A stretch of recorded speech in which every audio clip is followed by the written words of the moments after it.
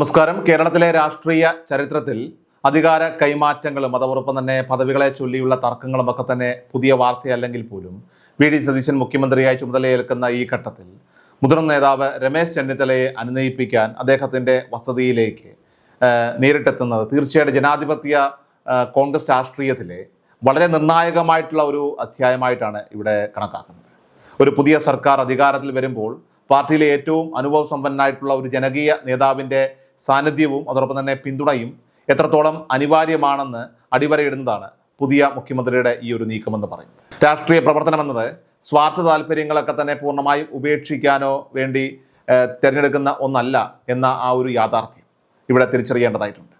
പരീക്ഷകളിൽ കഠിനാധ്വാനം ചെയ്ത് ഉയർന്ന മാർക്കും റാങ്കും ഒക്കെ തന്നെ കരസ്ഥമാക്കാൻ ആഗ്രഹിക്കുന്ന ഒരു വിദ്യാർത്ഥിയെ പോലെ തന്നെ രാഷ്ട്രീയ രംഗത്ത് ദീർഘകാലം പ്രവർത്തിക്കുന്ന ഏതൊരു നേതാവും ഉയർന്ന പദവികളും അംഗീകാരങ്ങളും ഒക്കെ തന്നെ ആഗ്രഹിക്കുന്നത് സ്വാഭാവികമായിട്ടുള്ള ഒരു മനുഷ്യ സഹജമായിട്ടുള്ള രീതി മാത്രമാണ്. അതുകൊണ്ട് തന്നെ ദീർഘകാലം പാർട്ടിയെ നയിച്ച ഒരാൾ മുഖ്യമന്ത്രി പദം ആഗ്രഹിച്ചതിലോ അല്ലെങ്കിൽ അത് ലഭിക്കാത്തതിലൊക്കെ തന്നെ അമർഷം പ്രകടിപ്പിക്കുന്നതിലോ ഒക്കെ തന്നെ നമുക്ക് ആരെയും കുറ്റപ്പെടുത്താനായിട്ട് സാധിക്കില്ല. യഥാർത്ഥത്തിൽ നിയുക്ത മുഖ്യമന്ത്രി വി.ഡി. സതീശൻ്റെ രാഷ്ട്രീയ ജീവിതത്തിലെ വഴികാട്ടിയും അതോടൊപ്പം തന്നെ ഗുരുനാഥനുമായിട്ട് വിശേഷിപ്പിക്കാവുന്ന വ്യക്തിത്വമാണ് രമേശ് ചെന്നിത്തല. ക്യാമ്പസ് രാഷ്ട്രീയ കാലഘട്ടത്തിന് ശേഷം വക്കീൽ കുപ്പായമിട്ട് സ്വന്തം പ്രൊഫഷനിലേക്ക് തിരിഞ്ഞ വി.ഡി. സതീശനെ വീണ്ടും സജീവ രാഷ്ട്രീയത്തിൻ്റെ മുഖ്യധാരയിലേക്ക് കൊണ്ടുവരുന്നതിൽ നിർണായകമായിട്ടുള്ള പങ്ക് വഹിച്ചത് രമേശ് ചെന്നിത്തലയുടെ നിർദ്ദേശപ്രകാരം ജോസഫ് വാഴക്കൻ നടത്തിയ ഇടപെടലുകളായിരുന്നു. രാഷ്ട്രീയത്തിൽ സാഹചര്യങ്ങളും അതോടൊപ്പം തന്നെ ഭാഗ്യനിർദ്ദേശങ്ങളും ഒക്കെ തന്നെ ഓരോ സമയത്തിനനുസരിച്ച് മാറി മറിയുന്നത് സാധാരണയായതിനാൽ തന്നെ തനിക്ക് ലഭിച്ച ഉന്നത പദവി ഗുരുനാഥന് വേണ്ടി വിട്ടു നൽകാനായിട്ട് സതീശൻ തയ്യാറാകണമെന്നില്ല. അതിന് അദ്ദേഹം തുനിയുകയുമില്ല എന്നത് പ്രായോഗിക രാഷ്ട്രീയത്തിലെ യാഥാർത്ഥ്യമാണ്. എന്നാൽ ഈ ഘട്ടത്തിൽ വർഷങ്ങളോളം പാർട്ടിയെ പ്രതിസന്ധികൾ താങ്ങി നിർത്തിയ രമേശ് ചെന്നിത്തലയ്ക്ക് അദ്ദേഹത്തെ സംബന്ധിച്ച് ഉണ്ടായിരിക്കുന്ന ഈ മാനസിക പ്രയാസങ്ങളും അതോടൊപ്പം തന്നെ വിഷമങ്ങളും ചെറുതല്ല എന്ന കാര്യത്തിൽ രാഷ്ട്രീയ കേരളത്തിന് വ്യക്തമായിട്ട് ഒരു സംശയവുമില്ല. KSUവിൻ്റെയും യൂത്ത് കോൺഗ്രസിൻ്റെയും ആവേശകരമായിട്ടുള്ള കാലഘട്ടത്തിൽ ദേശീയ അധ്യക്ഷ പദവി അലങ്കരിക്കുകയും KPCC അധ്യക്ഷനായിട്ട് പാർട്ടിയെ അധികാരത്തിലേറ്റുകയും ഒക്കെ തന്നെ അതുപോലെ തന്നെ 4 പതിറ്റാണ്ടുകൾക്ക് മുൻപ് തന്നെ സംസ്ഥാന മന്ത്രിസഭയിൽ അംഗമാവുകയും ചെയ്ത ഒരേ ഒരു നേതാവ് എന്ന നിലയിൽ ചെന്നിത്തല മുഖ്യമന്ത്രി സ്ഥാനത്തിന് എല്ലാ അർത്ഥത്തിലും യോഗ്യനായിരുന്നു എന്നതിൽ ആർക്കും തന്നെ തർക്കമുണ്ടാകില്ല. എന്നിരുന്നാലും രാഷ്ട്രീയം എന്നത് എപ്പോഴും സാധ്യതകളുടെയും അതോടൊപ്പം തന്നെ വിട്ടുവീഴ്ചകളുടെയും ഒക്കെ തന്നെ ഒരു സാഹചര്യമായതുകൊണ്ട് തന്നെ ഇപ്പോഴത്തെ സാഹചര്യത്തിൽ മന്ത്രിസഭയിലേക്ക് താനില്ല എന്ന് പ്രഖ്യാപിച്ച് മാറി നിൽക്കാൻ ചെന്നിത്തല തീരുമാനിക്കുകയാണെങ്കിൽ പോലും അത് അദ്ദേഹത്തിൻ്റെ രാഷ്ട്രീയ ജീവിതത്തിലെ ഏറ്റവും വലിയ നഷ്ടവും ഒരുതരം വനവാസവുമായിട്ട് കലാശിക്കുമായിരുന്നു. ഇന്നത്തെ ആധുനിക സമൂഹം മുൻകാലങ്ങളിൽ നിന്ന് വ്യത്യസ്തമായിക്കൊണ്ട് രാഷ്ട്രീയ പ്രതിബദ്ധതകളെക്കാൾ ഉപരിയായിട്ട് താൽക്കാലിക തരംഗങ്ങൾക്ക് പിന്നാലെ പോകുന്നവരും അപകടകരമായിട്ടുള്ള ചിന്താഗതികളൊക്കെ തന്നെ വെച്ചു പുലർത്തുന്നവരുമാണ്.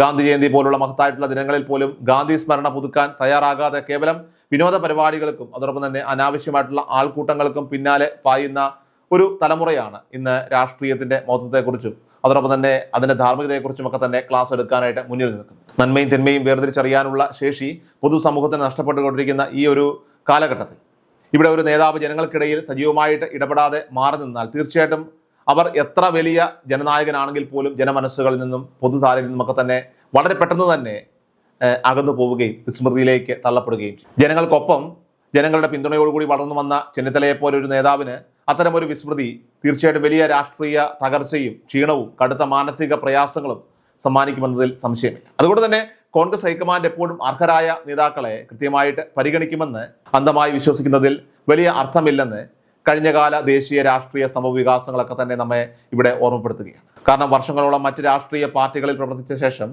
കോൺഗ്രസിലേക്കൊക്കെ തന്നെ കടന്നു വന്ന രേവന്ത് റെഡ്ഡിയെ പോലെയുള്ളവർ തെലങ്കാനയിൽ മുഖ്യമന്ത്രിയാവുകയും പാർട്ടിക്ക് വേണ്ടി വർഷങ്ങളോളം കഠിനാധ്വാനം ചെയ്ത മുതിർന്ന നേതാക്കളെ തരം താഴ്ത്തുകയും ഒക്കെ ചെയ്ത ചരിത്രം ഈ പാർട്ടിക്ക് മുന്നിലുണ്ട്. അതിലുപരിയായിട്ട് ഒരു കാലത്ത് രാഹുൽ ഗാന്ധിയെയും കോൺഗ്രസ് നേതൃത്വത്തെയും അതിരൂക്ഷമായ ഭാഷയിൽ വിമർശിക്കുകയും അതോടൊപ്പം തന്നെ മറ്റ് സമുദായങ്ങൾക്കെതിരെ വിവാദപരമായിട്ടുള്ള പ്രസ്താവനകളൊക്കെ തന്നെ അഴിച്ചുവിടുകയും ചെയ്ത സന്ദീപ് വാര്യരെ പോലെയുള്ള വ്യക്തികളെ പോലും പാർട്ടിയിൽ എടുത്തുകൊണ്ട് ഈ ചുരുങ്ങിയ കാലയളവിനുള്ളിൽ തന്നെ MLA പദവിയിലേക്ക് വരെ ഉയർത്തിയ ചരിത്രവും ഇവിടെ കോൺഗ്രസ് ഹൈക്കമാൻഡിനുണ്ട്. അതുകൊണ്ട് തന്നെ ഇത്തരം തീരുമാനങ്ങൾ എടുക്കുന്ന കേന്ദ്ര നേതൃത്വത്തോടെ പരിഭവിച്ചിട്ടോ മൗനം പാലിച്ചിട്ടോ കാര്യമില്ലെങ്കിലും രമേശ് ചെന്നിത്തല എന്ന നേതാവിൻ്റെ പാരമ്പര്യവും ജനസ്വാധീനവും ഒക്കെ തന്നെ പൂർണ്ണമായും തള്ളിക്കളയാൻ അവർക്ക് കഴിയില്ല എന്നതിൻ്റെയൊക്കെ തന്നെ തെളിവാണ് ഇവിടെ രാഹുൽ ഗാന്ധിയും അതോടൊപ്പം തന്നെ മല്ലികാർജുൻ ഖാർഗെയും അദ്ദേഹത്തെ നേരിട്ട് വിളിച്ചുകൊണ്ട് സംസാരിച്ചിരിക്കുന്നത്. മുഖ്യമന്ത്രി വി.ഡി. സതീശൻ തന്നെ നേരിട്ട് അദ്ദേഹത്തിൻ്റെ വസതിയിലേക്ക് ഇപ്പോൾ എത്തിയിരിക്കുന്നതും അതുപോലെ തന്നെ അനുനയ ചർച്ചകൾക്ക് തുടക്കമിട്ടതുമൊക്കെ തന്നെ നിലവിലെ രാഷ്ട്രീയ സാഹചര്യത്തിൽ രമേശ് ചെന്നിത്തലയ്ക്ക് മുന്നിലുള്ള മികച്ച ഒരു വഴിയാണ്. ഇപ്പോഴത്തെ ചർച്ചകൾക്കൊടുവിൽ രമേശ് ചെന്നിത്തലയ്ക്ക് ആഭ്യന്തര വകുപ്പ് പ്രഖ്യാപിച്ചു കഴിഞ്ഞു. അതുകൊണ്ട് തന്നെ വനവാസ പ്രഖ്യാപനങ്ങളൊക്കെ ഉപേക്ഷിച്ച് ഈ പുതിയ മന്ത്രിസഭയുടെ ഭാഗമാവുകയും സംസ്ഥാനത്തെ ഏറ്റവും പ്രധാനപ്പെട്ട ഒരു വകുപ്പ്, അതായത് ആഭ്യന്തര വകുപ്പ് ഏറ്റെടുക്കുകയും ഭരിക്കുകയും ചെയ്യുക എന്നത് തന്നെയാണ് ഇപ്പോൾ ചെന്നിത്തലയ്ക്ക് മുന്നിലുള്ള ഓഫർ. ഇന്നത്തെ കാലഘട്ടത്തിൽ മന്ത്രി പദവിയോ അല്ലെങ്കിൽ KPCC അധ്യക്ഷൻ പോലെയുള്ള ശക്തമായ സംഘടനാ പദവികളോ കൈവശമില്ലാതെ ഒരു നേതാവിനും ജനങ്ങൾക്കിടയിൽ ശക്തമായ സ്വാധീനം നിലനിർത്താനോ ജനനായകനായിട്ട് തുടരാനോ കഴിയില്ല എന്ന അവസ്ഥ സംജാതമായിട്ടുണ്ട്.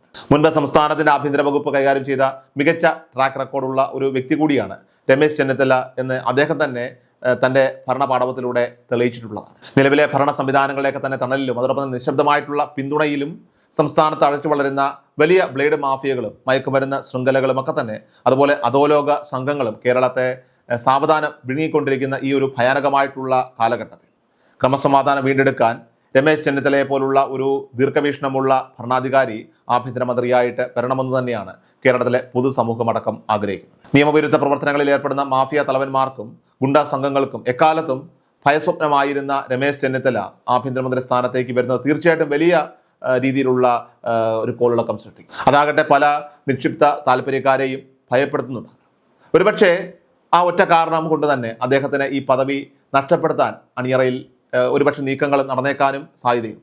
എന്നിരുന്നാൽ പോലും കേരളത്തിലെ ജനങ്ങൾ VD സതീശൻ എന്ന പുതിയ മുഖ്യമന്ത്രിയുടെ ഭരണത്തെ എത്രത്തോളം പ്രതീക്ഷയോടെയാണോ കാത്തിരിക്കുന്നത്, അത്രത്തോളം തന്നെ ആവേശത്തോടെയും കരുത്തോടെയും ക്രമസമാധാനം ഉറപ്പാക്കാൻ രമേശ് ചെന്നിത്തല എന്ന പരിചയസമ്പന്നനായിട്ടുള്ള ആഭ്യന്തരമന്ത്രിയുടെ തിരിച്ചുവരവിനായിട്ടും ഇവിടെ കാത്തിരിക്കുന്നു. ഈ ഒരു ജനകീയ വികാരവും അതോടൊപ്പം തന്നെ യാഥാർത്ഥ്യവും ആദ്യം രമേശ് ചെന്നിത്തല എന്ന നേതാവും തൊട്ടു പിന്നാലെ അദ്ദേഹത്തിൻ്റെ രാഷ്ട്രീയ പ്രസ്ഥാനവും വളരെ കൃത്യമായി തിരിച്ചറിഞ്ഞ് മുന്നോട്ട് പോകുന്നതായിരിക്കും വരും നാളുകളിൽ കോൺഗ്രസിനും അതോടൊപ്പം തന്നെ UDF സർക്കാരിനെ സംബന്ധിച്ച് കേരളത്തിൻ്റെ പൊതു രാഷ്ട്രീയ ഭാവിക്കും ഏറ്റവും ഗുണകരമായിട്ട് ഭവിക്കുക എന്നതിൽ സംശയമില്ല.